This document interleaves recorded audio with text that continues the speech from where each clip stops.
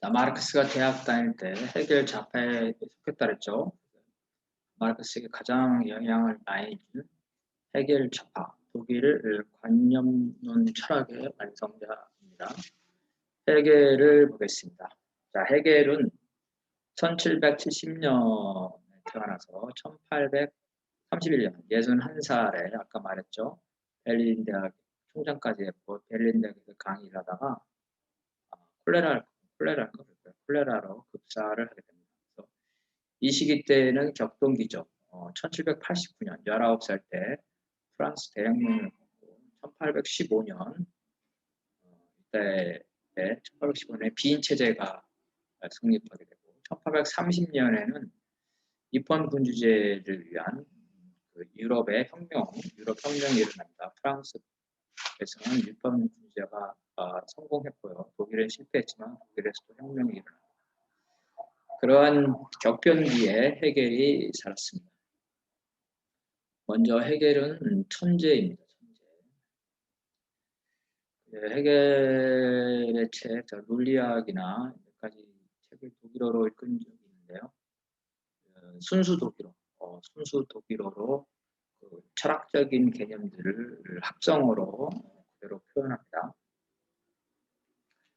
그래서 독일어의 발전에 있어서 제가 볼 때는 루터가 이제 성경책을 독일어로 번역하면서 독일어를 많이 발전시켰다는데 사회과학 분야에서는 헤겔이 독일어를 발전시키는데 그 많은 기여를 했다고 봅니다. 그 다음에 그 헤겔의 논리학이나 이런 책들은 압축적입니다. 문장이 아주 압축적인 문장을 썼어요.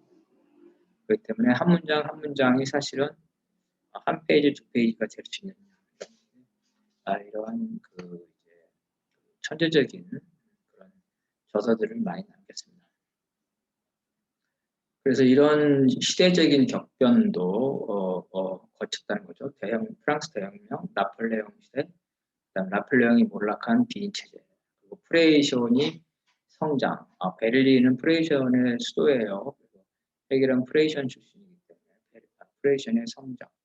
1830년 7월 혁명을 거치면서 이 헤겔은 그때그때 시류에 휩싸였어요. 그래서 천재이지만 혁명가는 아니다. 그렇지만 서울대 나왔지만 시류에 휩싸인 지식인이었다. 그래서 이제 헤겔은 그 집안 배경을 보면 지식인 집안에서 태어났어요. 아버지는 지식인의 중간 계급 회계사, 그리고 어머니는 변호사의 딸로 태어난 겁니다. 그리고 이제 지식인 집안이기 때문에 어릴 때부터 공부를 했는데 이제 3살부터 학교를 다녔다면 5살 때 라틴 학교, 6살 때 김나지움, 아까 말했죠. 마르크스는 그 초등학교 과정을 집에서 했는데 헤겔은 초등학교 때부터 김나지움에 다녔다. 18살에 신학대학교는 아니 신학교를 입학을 했는데 1778년이죠. 그 다음에 프랑스 대혁명을 겪으면서 당연히 19살 때니까 자유주의 영향을 많이 받았겠죠. 그래서 프랑스 대혁명에 깊은 감명을 받아서 자유주의적인 영향을 많이 받는다. 신학교를 갔지만 그 신학을 하기보다는 철학과 수학을 공부를 해서 철학 석사학위를 받습니다.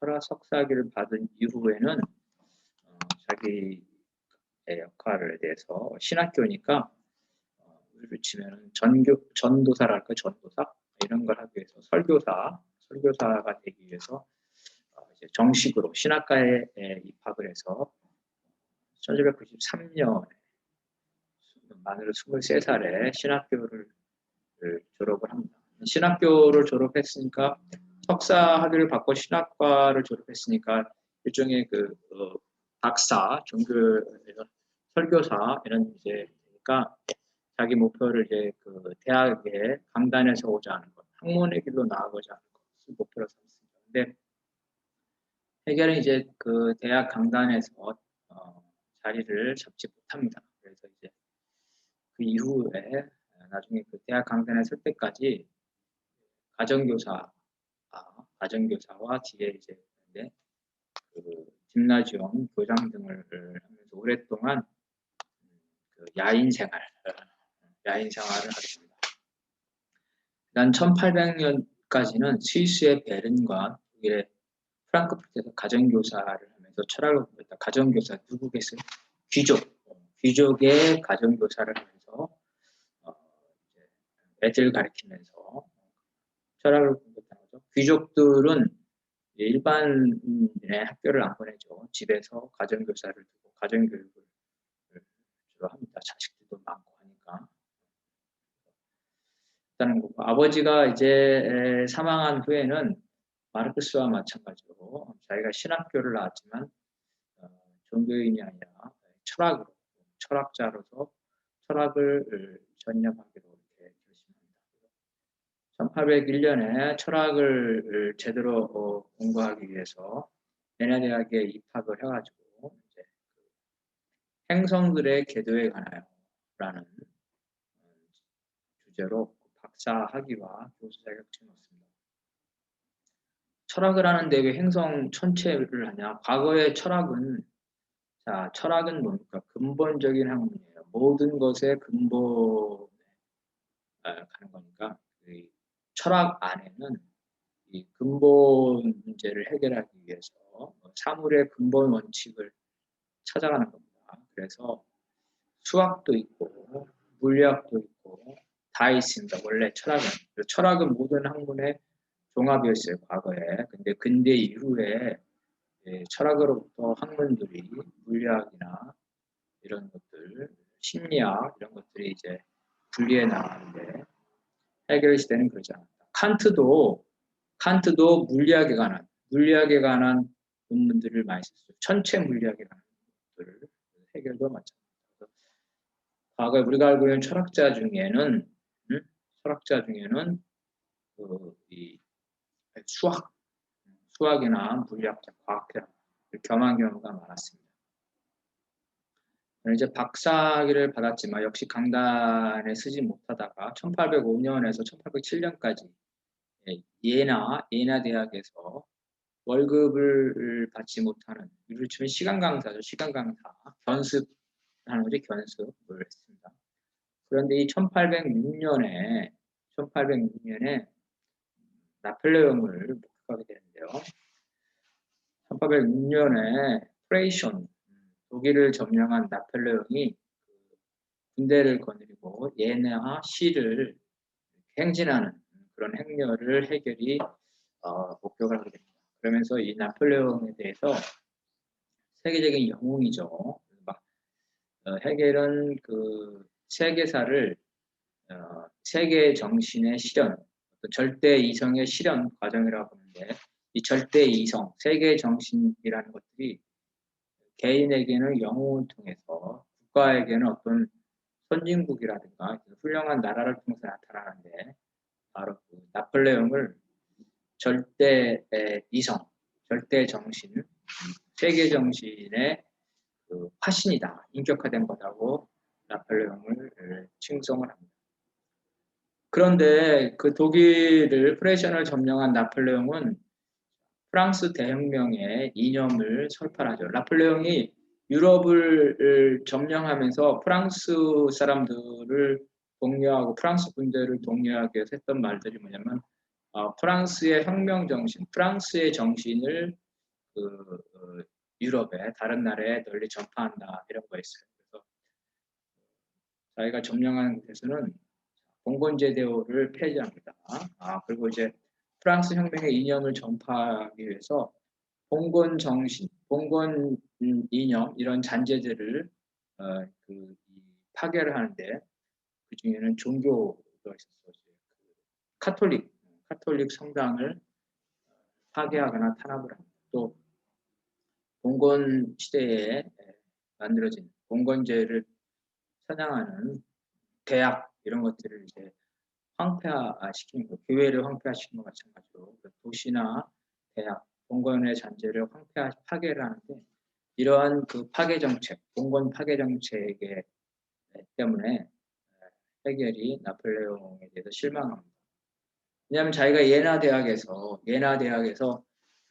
시간 강사를 하면서 교수가 되기를 원하는데 나폴레옹의 이런 정책 때문에 예나 대학도 일시적으로 폐쇄가 나폴레옹에 대해서 실망을 하게 된다는 거죠. 1807년에 잠시 그 신문 편집 일을 했었고요. 그다음에 1808년에 고등학교 교장, 김나지움의 고등학교 교장이 맞습니다. 고등학교 교장이면 상대적으로 대우가 좋겠죠. 시간도 있고 그래서 안정적인 삶을 갖게 됩니다. 그래서 연구와 저술에 집중하고 그래서 대학 교수는 아직 안 됐지만 꾸준하게 저술 활동을 하게 됩니다. 대학 교수 전에. 이 시기에 헤겔이 그 하숙집 여주인과 불륜 바람이 나가지고 아들을 낳습니다. 그런데 결혼은 이제 하숙집 여주인만 하는 게 아니라 자기가 그 41살 때 상원원 귀족이죠. 귀족인 20세의 처녀와 결혼을 합니다. 근데 이 결혼할 당시에 40살 나이 차이도 많죠. 헤겔은 평민이고 이러니까 이제 오로지 이제 이 사람이 그 박사고 학문적인 성공의 가능성이 있으니까 장인의 승낙 조건이 향후에 대학 교수가 되는 것이었다. 그래서 원래 헤겔 자신도 대학 교수가 되고 싶어 했지만 처갓집 에서도 헤겔을 대학 교수로 만들고 싶었습니다. 하숙집 부인 사이에서나 혼외 자는 10살 때 이제 생모가 죽으니까 헤겔이 결혼한 이후에 헤겔 부부에서 양육됐습니다. 헤겔은 이제 대학 교수가 되기 전에도 책을 많이 쓰는데요. 1807년 정신현상학, 그래서 정신현상학이라는 건 역사를 절대정신, 정신의 자기실현 과정으로 합니다. 그래서 정신현상학은 무슨 뭐 심리학에 관한 책이 아니라 역사는 절대정신, 정신이 현상, 나타나는 과정이다. 자기 발전 과정이다. 그래서 역사 발전을 관념론적으로, 정신의 발전으로 설명한 것. 이게 정신현상학이에요. 심리학이나 이런 게 아니라 그 역사를 관념론에 따라서 정신의 자기적인 과정으로 해석한 겁니다. 그다음 1811년에는 논리학입니다. 논리학. 이거는 이제 그 논리의 전개 과정인데 가장 높은 논리가 뭐겠어요? 헤겔에서는 절대정신이에요. 절대정신. 그래서 어떤 논리, 주장, 관념의 발전 과정인데 관념의 발전 과정의 최고의 관념 단계는 절대정신인데 가장 낮은 차원의 의식, 관념이 절대정신으로 나아가는 과정. 그것이 논리학입니다. 그래서 가장 낮은 차원의 의식, 자기를 인식하지도 못하는 그런 아주 혼돈된 상태의 그러한 의식이 높은 수준으로 자기와 타인을 구별하고 그래서 존재가 되고 그 존재가 주관성과 객관성을 얻어서 개념이 되고 개념이 이성이 되고 이성이 발전해서 절대정신으로 가는 그러한 의식의 자기 발전 과정을 논리학으로 썼습니다. 1816년에 드디어 하이델베르크 대학에서 교수가 됩니다. 이 당시에 이러한 여러 가지 책들로 해서 인기가 되게 높아졌어요. 학문 세계에서. 그래서 여러 대학에서 그 교수가 되라는 초청장이 왔는데 그중에 하이델베르크를 선택을 합니다. 1817년에 백과사전을 출판을 합니다. 여기서 백과사전이라는 것은 여러분이 생각하는 그런 백과사전이 아니에요. 철학이라고 생각합니다. 철학사전이라고 생각합니다. 철학사전. 자, 과거에 철학자 중에 백과사전을 많이 백과사전. 뭐냐면 철학사전이라는 철학을 총결산한다. 철학을 총 집결한다. 라는 거죠. 그래서 철학을 총 집결하면 뭐겠어요? 모든 학문이 다 들어있겠죠. 아까 말한 것처럼 철학은 모든 사물에 대한 근본적인 거를 규명하는 거기 때문에 우리가 알고 있는 그러한 전형적인 철학뿐만 아니라 어떤 그 생명에 관한 것, 아니면 생물학에 갈 수도 있겠죠. 물질에 관한 것, 물리학이 될 수도 있겠죠. 수학에 대한 것, 수학이 될 수도 있겠죠. 같이 다양한 학문, 그 철학에 포함되어 있는 다양한 학문, 이거를 총 결산하는 거다. 그래서 백과사전, 다른 철학자들은 백과사전을 많이 핍니다. 그래서 백과사전파라는 것도 있습니다. 어쨌든 이래서 이제 그 일종의 자기 철학을 거의 완성 단계에 간 거죠. 그래서 1817년이면 몇 살 때예요?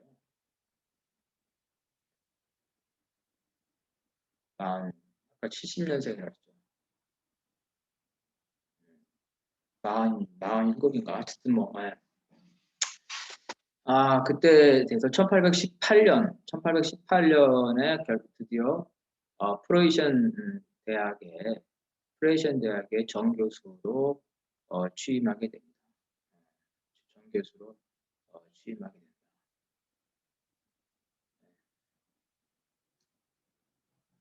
1831년에 죽었으니까 죽기 13년 전인가요? 네, 이제 드디어 자기가 원했던 프로이션의 국립대학 베를린 대학의 정교수가 돼서 학생처장과 총장까지 역임을 합니다. 그런데 이제 이 철학자가 그 학생처장과 총장까지 역임한다는 거는 조금 이상하죠. 정말로 이상했어요. 학생처장은 대부분 어때요? 어용이죠. 정부편이잖아요. 정부편. 헤겔도 그래서 베를린 대학에서는 어용이었다. 어용 교수. 심장폭파했다. 심지어 뭐 그 당시에 문제 학생들이 많았는데 그 학생처장들은 과거에 보면은 그 민주화 시절에 보면은 독재 정권에 문제 있는 학생들을 감시를 하고 보고서 같은 거를 정부에 제출했었는데 헤겔도 사실은 그런 역할을 했다는 거예요. 나이 먹어서는 보수였다. 보수. 반동이었다 이거야. 어쨌든 헤겔은 베를린 대학에서 강의를 반복을 계속해요. 같은 주제로. 그러다 보니까 자신의 저서를 압축할 수가 있게 된다. 그래서 저서의 완결성을 높일 수가 있었다. 1831년에 그 콜레라가 유행했는데 콜레라를 피해서 지방에 갔었는데 돌아와가지고 콜레라에 걸려서 갑자기 사망을 합니다. 헤겔의 이제 사상에 대해서 보면 헤겔은 이제 독일 관념론을 총집결했다고 보는데요. 칸트를 계승하면서 칸트가 더 발전했죠. 자, 칸트에 따르면은 인간은 현상의 바깥에 있는 추상적인 본질, 그러니까 칸트는 물 자체라고 하는데 이 물 자체를 제대로 인식할 수 없다. 불가지론이다. 자, 본질과 현상인데 칸트는 현상을 가지고 본질을 알 수 없다. 우리가 겉으로 일어나는 것만 가지고는 그 본질을 알 수가 없다. 그래서 불가지론에 빠진다. 인간은 본질을 인식할 수 없고 인식할 수 있는 건 오로지 현상밖에 없는데 이 현상은 본질의 어떤 그 자취, 그림자와 같은 건데 이 자취나 그림자를 통해서 그 존재의 본질을 알 수가 없다. 불가지론. 헤겔에 따르면 그렇지 않다는 거예요. 현상은 본질 자체는 아니지만 본질과 무관한 것이 아니라 본질을 반영하는 것이다. 그림자죠, 그림자. 어떤 사물의 그림자는 그 사물 자체는 아니지만 그림자를 통해서 그 사물을 추측할 수가 있겠죠. 그래서 그림자의 한 방향이 아니라 여러 가지 방향, 360도의 그림자를 얻을 수 있다면 그 본질을 알 수가 있겠죠.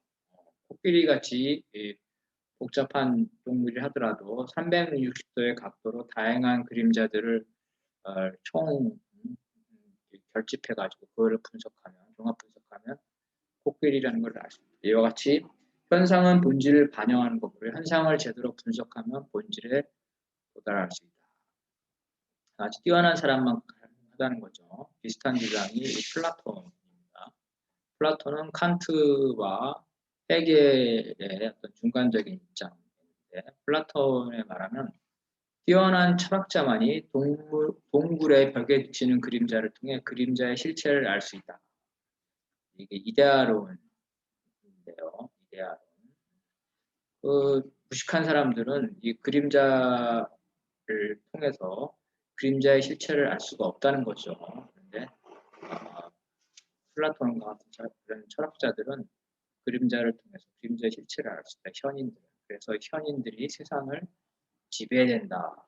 철인들이 뛰어난 소수가 세상을 지배된다. 그래서 철인 정치, 엘리트 정치, 귀족 정치를 주장하는 게 플라톤입니다. 칸트는 그 인식에 있어서 감각보다는 직감과 오성의 종합적인 도덕적 이상을 중시했다. 그 내용보다는 형식을 강조했다. 이 말은 뭐냐면 감각, 오감, 그죠? 5가지 감각이 있죠. 촉각, 그죠? 미각, 후각, 청각 이런 5가지 감각보다는 머리로 생각하는 직감, 오성은 이제 이성이죠. 그래서 관념론이라는 거예요. 실질적인 경험보다는 논리적인 추론을 더 우선시했다. 이성을 중시했다. 관념론, 즉 형식, 내용보다는 형식을 강조했다. 경험보다는 논리를 강조했다. 반면 헤겔은 그 내용인 감각, 경험과 형식적인 이성, 논리의 분리를 거부하고 양자를 변증법적으로 인식을 강조했다. 그래서 칸트가 더 발전했다는 거죠. 헤겔의 그 법철학 강요 소설에 나오는 유명한 글귀가 있습니다. 이성적인 것이 현실적인 것이고 현실적인 것이 이성적이다. 라는 이러한 문구인데 이 문구는 헤겔의 사상과 변증법을 압축적으로 표현하고 있다.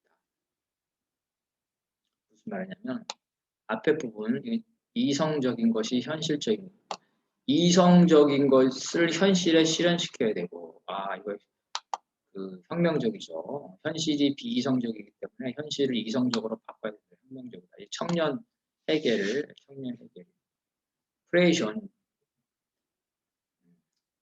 헤겔 시대의 프레이션이 비정상적이고 비이성적이기 때문에 이성적인 프레이션을 만들어야 된다. 프레이션을 변혁시켜야 된다. 혁명적이죠. 뒤에 부분을 봅시다. 현실적인 것이 이성적인 거다. 현실에 존재하는 것이 이성적인 거다. 현실의 말년의 프레이션, 헤겔 말년의 프레이션, 현실에 존재하는 프레이션 자체가 바로 이성적인 거다. 현실을 인정하는 거죠. 앞에는 진보적이고 혁명적이고 뒤에는 보수적인 것이죠. 그래서 앞에 거는 이제 청년 시대의 헤겔, 뒤에 거는 노년 시대의 헤겔. 그래서 이성과 현실, 이걸 이제 어때요? 연결시키죠. 이런 게 이제 변증법이라는 거죠. 말이 모순된 것 같지만 설명을 들어보면 사실은 모순된 게 아니라 맞는 거죠. 모순되는 것 같지만 논리적으로 맞는 거. 이성과 현실, 그리고 과거와 현재 이런 것들을 결합한 것. 그래서 첫 번째는 이제 그 논리학을 보게 되는데요. 논리는 고대 그리스에서 로직이 논리학인데 고대 그리스에서 로고스라는 것부터 나왔어요. 로고스라는 거는 원래는 말이야. 자, 논리적이다 하면 말을 잘한다 이거죠. 그렇죠? 말을 잘한다. 그래서 말을 잘하는 것, 조리 있게 말을 잘하는 것, 논리다. 이성, 이성. 그래서 말, 논리, 이성을 뜻하는 것. 철학의 시작은 어디로부터 한다? 이러한 말, 논리, 이성, 그죠? 이성적이겠죠. 철학은 어떤 문제를 규명하는 거니까 논리적이고 이성적으로 사고해야 돼. 이것이 철학의 시작이었다. 로고스가 말이라는 것이. 근데 이게 기독교에도 영향을 미칩니다. 기독교의 성경은 바로 로고스 철학, 말이 중요한데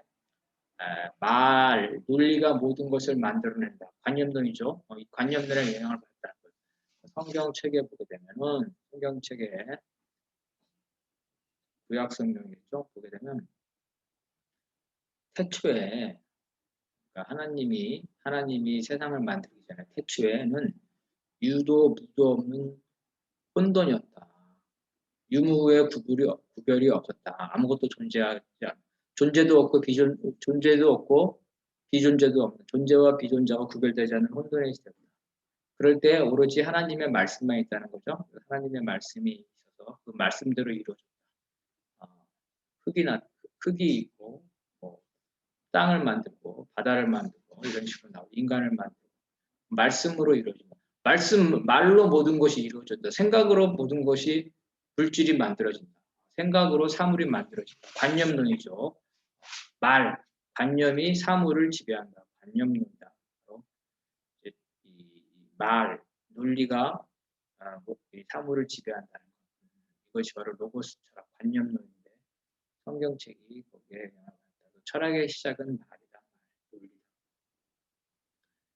마찬가지로 헤겔의 논리학이 바로 이제 그 시작이 처음에 아주 낮은 차원의 의식이 있었다.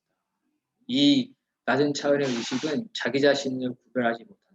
자아와 타를 구별하지 못하는 혼돈 상태에 있다. 아주 낮은 차원의 의식. 인간 수준의 의식이 아니라 단세포의 의식. 그래서 여기에서는 이제 자기가 생명체라는 것도 인식하지 못하는 첫 번째 의식의 발전 단계는 비로소 자기와 타인을 구별한다는 거예요. 자기와 타인을 구별한다. 강아지가 다른 강아지를 보지 못하고 인간들하고만 있으면 자기가 인간인 줄 알죠. 강아지가 인간과 자기를 구별하지 못해요. 근데 강아지가 다른 강아지를 보게 되면 사람과 강아지의 차이점을 알게 되겠죠. 강아지와 사람은 다르구나 이렇게 되겠죠. 그런데 자기는 여전히 사람인 줄 알겠죠. 근데 거울을 보니까 자기가 다른 강아지와 같은 모습이다. 비로소 나는 사람이 아니라 강아지다. 즉 강아지와 인간을 구별합니다. 자아와 비자아, 자기 자신과 타인을 구별한다. 구별이 생긴다는 거죠. 이 구별, 자기의식이 생긴다. 이 자기의식이 생기면 항상 어떤 자기의식이 생기면 자기를 뒤돌아본다는 거죠. 자기를 반성해. 자기가 자기 자신을 쳐다본다. 자기가 자기 자신을 쳐다보는 거. 뭐예요? 거울이 거울을 볼 때 자기 자신을 쳐다볼 수 있죠. 이걸 반성이라고 합니다. 반영이라고 합니다. 거울에 비친 자기 모습을 보면서 반성을 하는 거죠. 그래서 자기와 자기를 대립시키는 것. 자기가 거울에 비친 자기를 보면서 자기 자신을 비교하는 것, 반성하는 것. 이것이 이제 정립과 반영이다. 그래서 이러한 반성을 계속 반복합니다. 자, 첫 번째, 자아가 생기고 나와 타인을 구별하게 되고 나를 반성하게 되고 그리고 이제 나를 구별한 것, 내가 있다는 건 내가 아닌 것, 유와 무를 구별하게 되고 유무가 구별이 되면 거기서 이제 있는 것이 하나 있는 것과 두 개 있는 것, 그죠? 이렇게 양이 나오고 하나 둘 셋 양이 나오고 이 양이 축적이 되는데 그 축적이 돼서 그 양이 압축이 되거나 팽창을 할 때는 성격이 변하면서 질이 나온다. 양과 질을 가지게 되면서 존재로 나옵니다. 아주 낮은 의식이 이와 같이 존재로 발전합니다. 이 존재는 이제 그 외부의 그 현상, 그죠? 외부의 현상으로 나타나는데 자기 자신의 본질은 현상으로 나타납니다. 그래서 존재가 본질과 현상을 종합하면서 개념으로 발전합니다. 이 개념에는 이제 그 주관적인 개념과 자기가 생각하는 주관적인 개념 그리고 타인이 나를 바라보는 객관적인 개념이겠죠. 이런 주관적 개념과 객관적 개념을 획득하면서 이념으로 나와요. 이 이념이 발전하면서 가장 높은 수준의 절대 이념으로 절대 정신으로 나옵니다. 이와 같이 의식의 자연스러운 자기 발전 과정. 그래서 가장 낮은 차원의 의식이 자연스러운 자기 발전의 과정을 통해서 이념, 절대 정신으로, 절대 이성으로 나옵니다. 그래서 의식이 이성으로 발전하게 되죠. 그 이성은 이념으로 발전하게 되고, 그래서 이와 같이 의식, 이성, 자유로운 발전, 이성의 발전 과정, 자유이성의 발전 과정을 논리적으로 쓴 게 논리학이다. 그래서 논리학에 따르면 낮은 차원의 의식이 자기의식, 존재, 개념, 절대정신의 순서로 스스로 발전한다. 이때 낮은 단계에서 높은 단계로 발전하는 동력은 의식의 본성 그 자체에 내재하는 모순을 극복하려는 노력이다. 그 자기 자신의 모순은 뭐예요? 자기 자신의 문제점을 반성하는 거죠. 그리고 자기 자신을 재정립하는 거다. 반성하는 것이다. 그래서 끊임없이 자기 자신을 반성하는 것, 관념적인 거죠. 어떤 그 사물에 영향을 받는 게 아니라 사물과 조화하거나 사물과 상호 결합하는 게 아니라 자기 자신을 반성하는 거, 관념적이다. 발전 과정이 관념적이다. 이러한 자기의식이 스스로 전개하는 과정은 사고의 과정에 불과하다.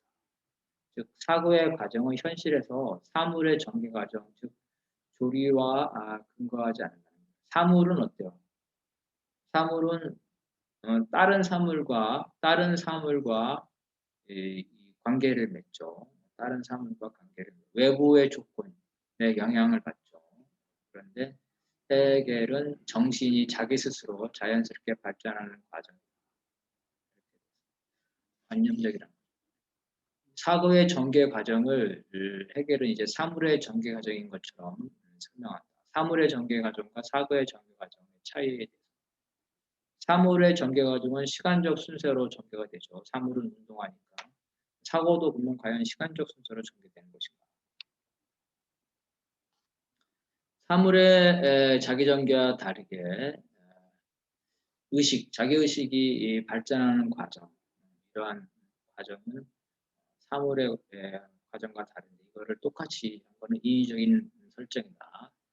예를 들어서 현실에서는 시간적 순서에 따라 그 정자와 난자가 수정돼도 수정란이 되고 이것이 이제 배하, 태하로 발전, 인간이 되는데 인식 과정은 이런 순차적 과정이 아니라는 거죠. 자, 인식 과정은 오히려 감각, 감정, 판단, 이성의 상호 교환 과정인데 이것이 그 사물처럼 그래서 정자, 난자, 수정란, 인간이 되는데 이게 시간적 순서로 일직선으로 발전하죠. 사물의 경우에는. 무슨 말이 역진되지 않는다. 인간이 다시 태아로 되거나 태아가 다시 배아로 돌아가지는 않는다. 그런데 이 의식의 자기 과정은 그런 게 아니라는 거예요. 첫 번째는 어떻습니까? 첫 번째 의식의 과정을 보면 1차적으로 감각을 통해서 경험을 하게 되죠. 차갑다, 뜨겁다, 부드럽다. 이러면서 감정을 갖게 되죠. 1차적 판단을 형성하게 되죠. 그래서 이러한 판단은 두뇌에 저장이 돼서 기존 정보와 비교합니다. 비교하는데 아직 판단을 내리기는 정보가 부족하죠. 그러면 다시 감각을 다시 이제 수집합니다. 그래서 또 다른 감각을 통해서 다시 또 자기 판단을 수정하고 이런 식으로 감각, 감정, 판단들이 상호작용을 한다는 거죠. 좀 더 정확한 판단을 위해서는 2차적으로 더 다양한 감각과 감정을 수집하고 그런 과정을 통해서 판단이 반복되고 이런 상호 과정이 반복되면서 감각과 감정 이성은 상호작용을 한다.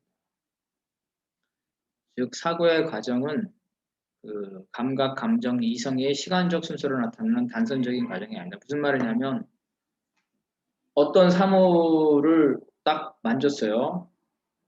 근데 그게 차가워. 차가우면 일단 살아있는 사람은 아니죠. 살아있는 사람은 아니에요. 그래서 딱 차가운 걸 만지는 순간 머릿속에서 아, 이건 살아있는 사람은 아니다. 이런 판단이 딱 생기죠. 그런데 뭔가를 알기 위해서는 촉감을 떠나서 이렇게 냄새도 맡아보게 되겠죠. 냄새도 맡아보게 돼요. 냄새를 맡아보면은, 아, 이게 저기, 예를 들어서 뭐, 썩은 내가 난다. 그죠? 썩은 내가 나면, 썩은 내가 나면은 이게 돌이나 물이나 이런 건 아니라는 걸 알 수가 있겠죠. 두 번째 판단을 하게 됩니다. 물렁물렁하다. 아하, 그러면 또 이게 어, 어떤 유기물이라는 걸 판단할 수가 있죠. 그래서 손으로 계속 만져가지고 형태를 보는데 물렁물렁한데 그것이 뭐 사람의 형태라든지 아니면 뭐 고양이 형태라든지 이렇다면은 눈을 감고 있어도 이제 사람이냐 고양이냐라는 걸 판단하게 되죠. 끊임없이 이렇게 낮은 차원의 감정과 높은 차원의 이성이 상호작용을 한다는 거예요. 관념, 논리적 과정에 있어서. 아까 말한 그 사물의 과정과 다르죠. 사물의 과정이 정자, 난자 이런 식으로 배하, 태하, 인간이 되는 것과 다르다. 그래서 시간적 순서로 나타나는 과정이 아니라 사물의 발전 동력은 사물 내에서 존재하는 내부의 모순이죠. 그리고 이것이 내부의 모순은 외부의 환경과 자극에 따라서 서로 상호작용을 하죠. 머릿속에서 생기는 게 아니라 현실에서 존재하는 작용이라는 거예요. 물질적 작용이라는 거죠. 사물은. 그래서 대립과 조율, 조화를 반복하면서 사물이 발전을 합니다. 하지만 사고의 전개 과정에서는 이러한 사물과 상호작용하는 게 없어요. 사물의 모순이 없다는 거예요. 그래서 해결에 생각하는 모순은 머릿속에만 존재하는 모순입니다. 자기 의식과 자기 의식에 대한 반성으로서 자기 부정을 모순으로 한다. 두 가지 대립물이 있는 게 아니라 나와 나가 아닌 것, 나와 거울 속의 나. 한 가지인데 실제로는 두 가지로 생각하고 있는 거죠. 남자와 여자의 모순이 아니라 남자와 남자가 아닌 것의 모순. 존재하는 것과 존재하지 않는 것. 자, 존재하는 것은 하나죠. 근데 존재하는 것과 존재하지 않는 것 두 개를 대립시킨다는 거죠. 그래서 가상의 대립, 관념적인 대립이다. 실제 존재하는 대립이 아니다. 반면에 사물의 모순은 두 가지 존재해야 되는 남자와 여자가 아닌 것. 즉 자와 비자와라는 것은 존재는 하나밖에 없는데 이걸 두 가지 대립물로 생각하는 거다. 이러한 모순 설정이 인위적이고 관념론이라는 겁니다. 그 낮은 차원의 의식이 절대 정신인 이념에 도달하여 더 이상의 그 발전을 멈춘다. 이런 대논리학이죠. 이러한 대논리학이 이제 그 사후에 역사에도 적용됩니다. 1817년에 저술에서 이후에 헤겔이 죽은 이후에 출판된 역사 철학 강의에 내용이 반영이 됩니다. 그래서 역사가 어떤 식으로 발전을 하는지 나오게 되는데 이 역사 철학 강의는 다음에